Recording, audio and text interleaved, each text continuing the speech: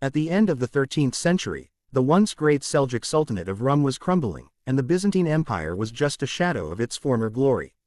Anatolia had become a land of uncertainty, scattered with small principalities ruled by ambitious Turkish leaders, each dreaming of power.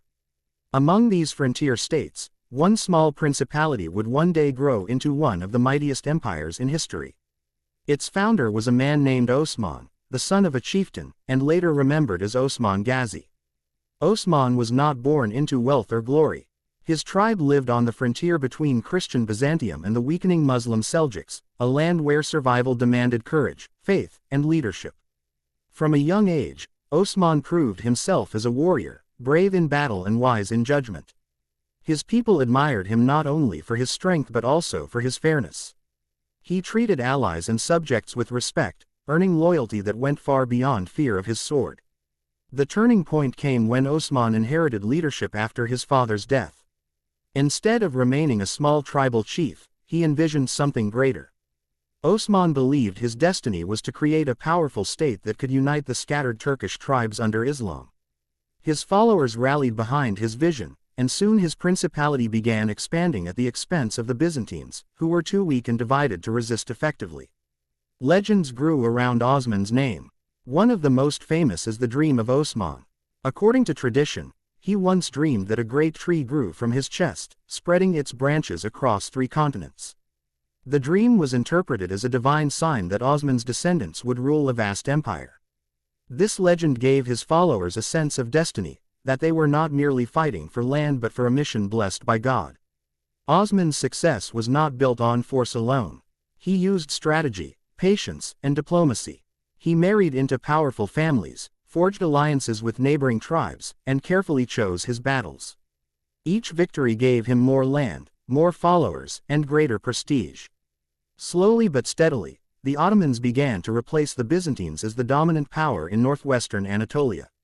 By the early 1300s, Osman had laid the foundation of what would later become the Ottoman Empire, named after him. His warriors, known as Ghazis or fighters of the faith, carried his banner with zeal, believing that their conquests were part of a divine mission.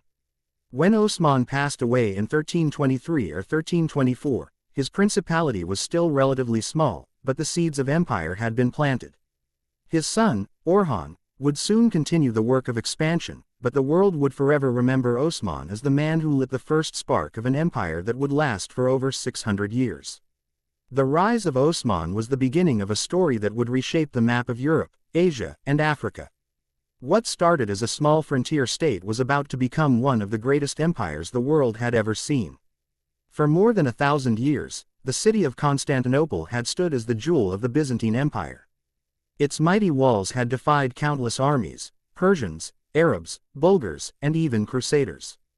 Perched at the crossroads of Europe and Asia, controlling trade routes and access between the Black Sea and the Mediterranean, it was the dream prize of kings and conquerors. Yet, by the mid-15th century, the Byzantine Empire was a shadow of its former self, reduced to little more than the city itself and a few surrounding lands. The stage was set for one of history's greatest battles. At the heart of this story stood a young man, Mehmed II, who became Sultan of the Ottoman Empire at just 19 years old. Unlike many rulers of his age, Mehmed was not only ambitious but also deeply educated in science, strategy, and philosophy. From the moment he inherited the throne, his eyes were fixed on Constantinople. He knew that to truly make the Ottoman Empire a global power, he needed to capture the city that had eluded generations of his predecessors. In 1453, Mehmed prepared for the greatest campaign of his life. He built a navy to cut the city off from the sea and constructed a massive fortress, Rumeli Hisari, on the Bosporus to block aid from reaching Constantinople. But his most powerful weapon was something the world had rarely seen before: giant cannons. Crafted by Hungarian engineer Urban, these massive guns could hurl stone balls weighing over half a ton, capable of shaking even the legendary Theodosian walls of the city. On April 6, 1453, the siege began. Day after day, the Ottoman cannons thundered, battering the ancient walls. Inside, Emperor Constantine XI and his people fought bravely, desperately patching holes and holding the invaders back. The city's defenders were outnumbered, but they were determined to protect what was left of their empire. For 53 days, the battle raged, a clash of faith, courage, and destiny. Then came May 29, 1453. Before dawn, Mehmed launched his final assault. Waves of Ottoman soldiers stormed the walls, facing arrows, boiling oil, and fierce resistance. At first, the defenders held, but sheer numbers and relentless attacks began to overwhelm them. Emperor Constantine XI is said to have fought to the very end, vanishing in the chaos of battle, choosing death over surrender. By sunrise, the Ottoman banner flew over the city. Constantinople had fallen. Mehmed rode through its gates, now forever remembered as Mehmed the Conqueror. He declared the city his new capital, renaming it Istanbul, and transformed it into the beating heart of his empire. Churches became mosques, including the great Hagia Sophia, but Mehmed also welcomed Christians, Jews, and Muslims to live under his rule, ensuring the city remained a diverse and thriving center of culture and trade. The fall of Constantinople was more than just the end of the Byzantine Empire, it was the dawn of a new era. For Europe, it was a shockwave, pushing explorers to seek new trade routes, eventually leading to the Age of Discovery. For the Ottomans, it marked their arrival as a superpower, feared and respected across the world. And for Sultan Mehmed, it was the fulfillment of a dream that had burned for centuries. The city that had stood unconquered for over 1,000 years was now the crown of the Ottoman Empire. By the early 16th century, the Ottoman Empire had already grown into a powerful state, but its true golden age came under the reign of Suleiman I, known in history as Suleiman the Magnificent. To his subjects, he was also called Kanuni, the lawgiver, for his justice and reforms. His rule, from 1520 to 1566, marked the empire's greatest height in wealth, power, and influence. Suleiman inherited the throne at just 26 years old, following the death of his father, Sultan Selim I. Many doubted whether this young, soft-spoken ruler could maintain the empire's strength. But Suleiman quickly proved himself a brilliant commander and a visionary leader. Within months, he launched campaigns that expanded Ottoman control deeper into Europe. His armies stormed Belgrade in 1521, capturing the gateway to Central Europe. A year later, he turned his attention to the Mediterranean and seized the island of Rhodes from the Knights of St. John after a long and brutal siege. His fame spread across the world, and European monarchs began to fear his relentless march. One of Suleiman's greatest victories came in 1526 at the Battle of Mohacs in Hungary. The Hungarian army, led by King Louis II, was crushed in a devastating defeat. The Ottomans absorbed much of Hungary into their empire, pushing their borders right up to Austria. Vienna itself came under Ottoman siege in 1529, though the city managed to resist. Still, Europe had been shaken. Suleiman's empire now stretched from the heart of Central Europe to the deserts of Arabia. But Suleiman was not just a conqueror. He was also a statesman and a patron of culture. He reformed the empire's laws, blending Sharia Islamic law with Qanun imperial decrees to create a fairer system of justice. These reforms ensured stability and fairness for subjects of all faiths, Muslims, Christians, and Jews, living under Ottoman rule. Under his patronage, Istanbul became one of the greatest cultural capitals of the world. Poets, scholars, and artists flourished at his court. Architecture reached dazzling new heights under the genius of Mimar Sinan, the empire's chief architect. Sinan designed mosques, palaces, and bridges, with the Süleymaniye Mosque in Istanbul standing as a lasting symbol of Ottoman glory. Its towering minarets and graceful domes still dominate the city's skyline today. Suleiman's reign was also shaped by his personal life. He shared a legendary love with Hürrem Sultan, also known as Roxolana, a woman who rose from slavery to become his legal wife and a powerful political influence. Their relationship changed the course of Ottoman politics, showing the Sultan's deep humanity behind the image of a mighty ruler. By the time of his death in 1566, during a campaign in Hungary, Suleiman had ruled for 46 years. His empire stretched across 3 continents, Europe, Asia, and Africa, making it one of the most powerful in human history. He left behind not only lands and wealth but also a legacy of law, art, and culture that defined the empire for centuries. The Age of Suleiman was the high point of the Ottoman story, the moment when the empire stood as the unmatched power of its time, admired and feared across the globe. The death of Suleiman the Magnificent in 1566 marked the end of the Ottoman Empire's golden age. Though his successors inherited vast lands, immense wealth, and a strong army, they lacked the vision and discipline that had made the empire so formidable. Over time, cracks began to appear in the mighty Ottoman structure, leading to a slow but steady decline. One of the key problems was leadership. After Suleiman, many sultans were less interested in governing and more absorbed in palace luxuries. The once mighty throne was often occupied by rulers raised in the seclusion of the imperial harem, inexperienced in politics or war. Real power increasingly shifted into the hands of advisors, viziers, and court factions, creating corruption and intrigue within the empire's heart. At the same time, Europe was changing rapidly. The age of exploration had shifted global trade routes. Instead of passing through Ottoman-controlled lands, merchants and explorers found new sea routes around Africa to reach Asia. The Ottomans, who once profited from controlling Silk Road commerce, saw their revenues decline. European powers like Portugal, Spain, the Netherlands, and later Britain and France grew richer and stronger, while the Ottomans struggled to keep pace.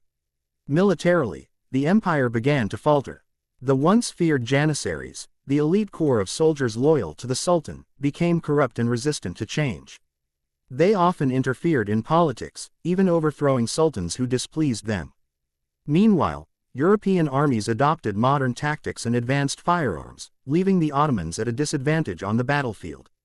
The first major blow came in 1683, when Ottoman forces laid siege to Vienna for a second time.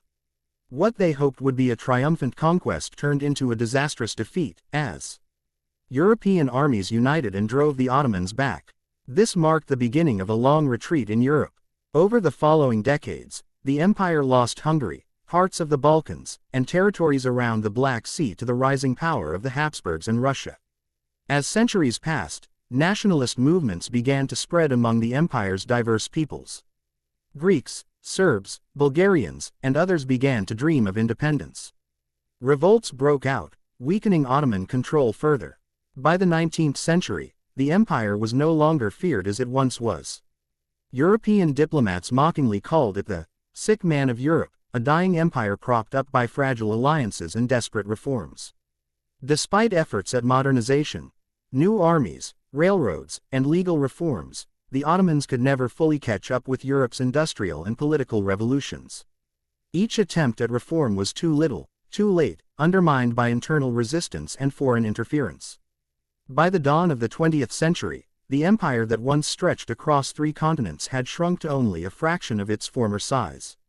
Egypt, Greece, and most of the Balkans were gone, while the great provinces of North Africa had slipped into European hands. The empire that had once terrified Europe was now dependent on the very powers it had once threatened.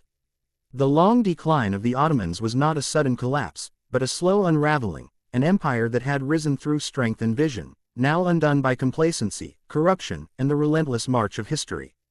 By the early 20th century, the Ottoman Empire was a fading shadow of its former greatness.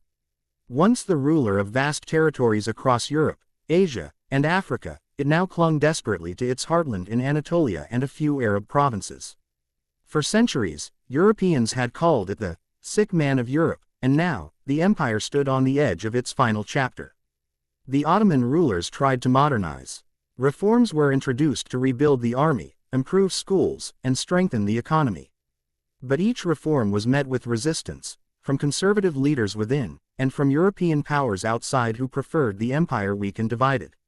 The Balkans erupted in nationalist revolts, tearing away Greece, Serbia, Bulgaria, and others. The once mighty empire was bleeding piece by piece. The final blow came with World War I. In 1914, the Ottomans joined the Central Powers, allying with Germany and Austria-Hungary, hoping that victory might restore their fading strength. Instead, the war brought devastation. Ottoman forces fought bravely in battles such as Gallipoli, where they resisted Allied invasions, but elsewhere, they suffered crushing defeats. In the Middle East, Arab nationalists, aided by the British and figures like T.E. Lawrence of Arabia, rose in revolt against Ottoman rule. By 1918, the Central Powers had lost the war. The Ottomans signed the Armistice of Mudros, and Allied forces marched into Istanbul. The empire was carved apart by the victors, Britain and France took control of the Middle East, while Greece and Italy eyed parts of Anatolia itself. The Ottoman Sultan remained on his throne, but he was now little more than a figurehead under foreign occupation. Out of this despair, a new leader emerged, Mustafa Kemal, later known as Ataturk. A former Ottoman general, he refused to accept the empire's humiliation. Gathering loyal supporters, he launched the Turkish War of Independence, fighting against occupying forces and those loyal to the Sultan. His vision was not to save the Ottoman Empire, but to build a new, modern nation-state on its ruins. In 1922, the Turkish national movement succeeded. The monarchy was abolished, and the last Sultan, Mehmed VI, fled Istanbul aboard a British warship, ending over 600 years of Ottoman rule. The following year, the Treaty of Lausanne recognized the sovereignty of the new Republic of Turkey, with Mustafa Kemal Ataturk as its first president. Thus ended the story of the Ottoman Empire. What began as a small principality under Osman had grown into one of the greatest empires the world had ever seen, ruling 3 continents, shaping cultures, and influencing history for centuries. But like all empires, it too fell, undone by time, change, and the weight of its own vastness. Yet, its legacy endures. In the domes of Istanbul's mosques, in the laws and traditions it shaped, and in the nations that once lay within its borders, the memory of the Ottomans still lingers. The empire may be gone, but its story remains, a story of rise, glory, decline, and finally, transformation into a new nation that carries its echoes into the modern age.